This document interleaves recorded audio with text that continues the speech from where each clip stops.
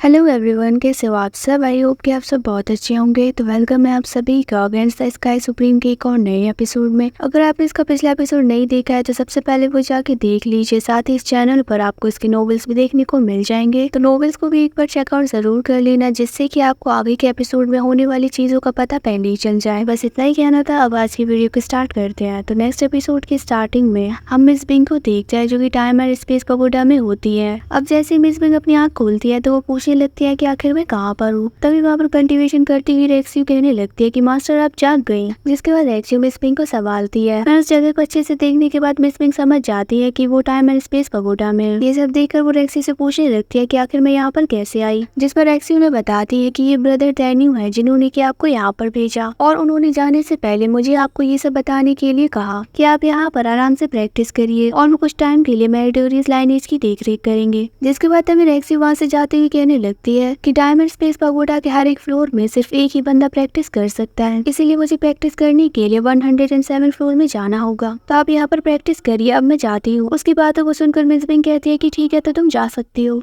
पर तभी एकदम से रेक्सियो जाते जाते रुक जाती है और उसे देखकर मिस बिंग उससे पूछने लगती है कि क्या कुछ ऐसा है जो कि तुम मुझे बताना चाहती हो। जिस पर तभी रेक्सियो उनसे पूछती है कि मास्टर ने ब्रदर डैनियल को मेरिटोरियस लाइनेज की देखरेख करने के लिए कहा, तो क्या आप सच में रिलीफ महसूस कर रही हैं। जिस पर मिस बिंग कहती है कि हाँ बिल्कुल, हम डैनियल पर भरोसा कर सकते हैं। जिसके बाद रेक्सियो वहाँ से चली जाती है और मिस बिंग प्रैक्टिस करती है। फिर सीन यहाँ से शिफ्ट होता है और हम चीफ टैंक को देखते हैं, जिनके पास फिफ्थ एल्डर आकर रिपोर्ट देती है कि हमें खबर मिली है कि फोर्थ एल्डर और कमांडर हान मर चुके हैं। ये सुनकर चीफ टैंक को एक बहुत बड़ा झटका लगता है और वो तुरंत आकर पूछने लगते हैं कि कब कैसे हुआ ये सब। जिस पर फिफ्थ एल्डर बताती है कि ऐसा कल रात हुआ। कल रात उन दोनों को सीक्रेट रियलम से बाहर जाते हुए देखा गया। जिसके बाद चीफ टैंक कहने लगती है कि उनके लिए मरना ही बेहतर है, हालांकि मैं नहीं जानती कि उन्हें किसने मारा। जिसके बाद चीफ टैंक फिफ्थ एल्डर को थैंक यू कहती है कि उन्होंने ये रिपोर्ट आकर उनको दी। लेकिन तभी फिफ्थ एल्डर चीफ टैंक से कहने लगती है कि चीफ, मुझे डर है कि इन दोनों की मौत की वजह से गोंगसुन यूजन गुस्से में आपको भी मार न डालें। आखिरकार वो गोंगसुन यूजन के डायरेक्ट डिसाइपल्स थे।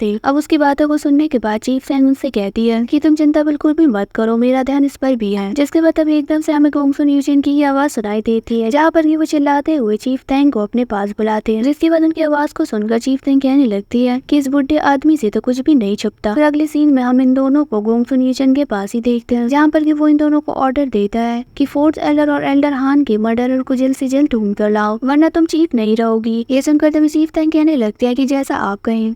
जिसके बाद गोंगसुन यूजन कहने लगता है कि मॉर्टल गेट और इनर गेट को नोटिफाई कर दो और साथ ही डेनमार्क के सभी लोगों को बता दो, जल्द से जल्द उस मर्डरर का सुराग लगाओ, वरना तुम मारी जाओगी। और इतना कहते गोंगसुन यूजन वहाँ से चला जाता है। फिर सीन यहाँ से शिफ्ट होता है और हम सीक्रेट रियलम के बाहर का सीन देखते हैं, जहाँ पर वही लड़की इन कल्टीवेशन कर रही होती है। जिसके बाद अचानक से वहाँ पर डैनियल और श्यानेर आ जाते हैं। अब उन्हें वहाँ पर देखकर इन हैरानी के साथ कहने लगती है कि ये लोग तब तक नहीं मरे। जिसके बाद अपने पावर्स का यूज करके ये पता कर लेती है कि उन तीनों के ही आइडेंटिटी टोकन्स टूट गए हैं। ये जानकर तो वो और भी ज्यादा हैरान हो जाती है और वो कहती है कि आखिर ऐसा सब कैसे हो सकता है, वो सारे के सारे इतनी आसानी से कैसे मर सकते हैं। जिसके बाद तभी इन अपनी डिटेक्शन पावर को यूज करती है और ऐसा करने के बाद वो कहने लगती है कि यहाँ से 9000 माइल्स के एरिया पर तो कोई भी नहीं है, लगता है कि अब ये काम मुझे ही करना पड़ेगा। इतना कहते ही ये अपनी पावर्स को एक्टिवेट कर लेती है और फिर वो बहुत ही ज्यादा तेजी के साथ उन दोनों पर हमला करने के लिए आने लगती है। अब उसको अपनी तरफ आते हुए देख कर डैनियल कहने लगता है कि ये तो बहुत ज्यादा फास्ट है। वही श्यानेर अपने मन में कहने लगती है कि ये तो डिवाइन सोल रियलम के 7 लेवल पर है। जिसके बाद तभी डैनियल श्यानेर को लेकर वहाँ से तुरंत भागने लगता है और उसने यिन के साथ फाइट करने के लिए लाओ युआन को भी बाहर बुला लिया था। जिसके बाद हम देखते हैं कि लाओ युआन अपनी स्टिक के साथ डायरेक्टली इससे फाइट करने के लिए चला जाता है। अब जैसे वो दोनों एक दूसरे से टकराते हैं तो वहाँ पर बहुत ही ज्यादा पावरफुल एनर्जी रिलीज होना शुरू हो गई थी। फिर वहाँ पर एक बहुत बड़ा ब्लास्ट होता है,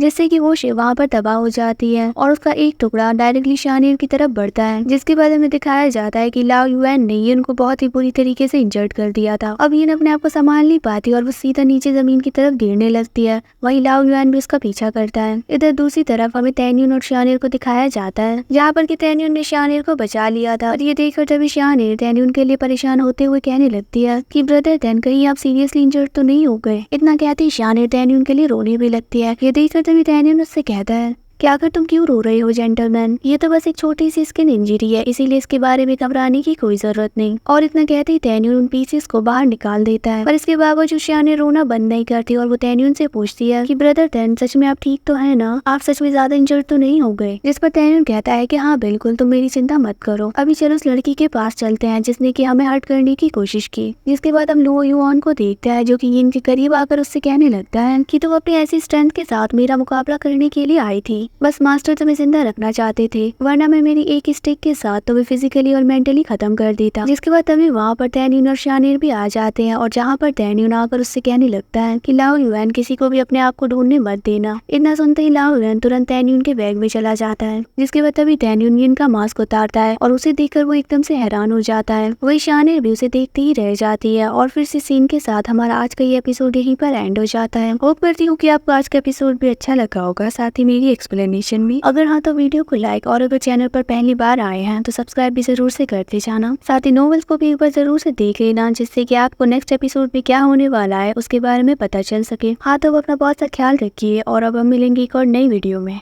बाय बाय।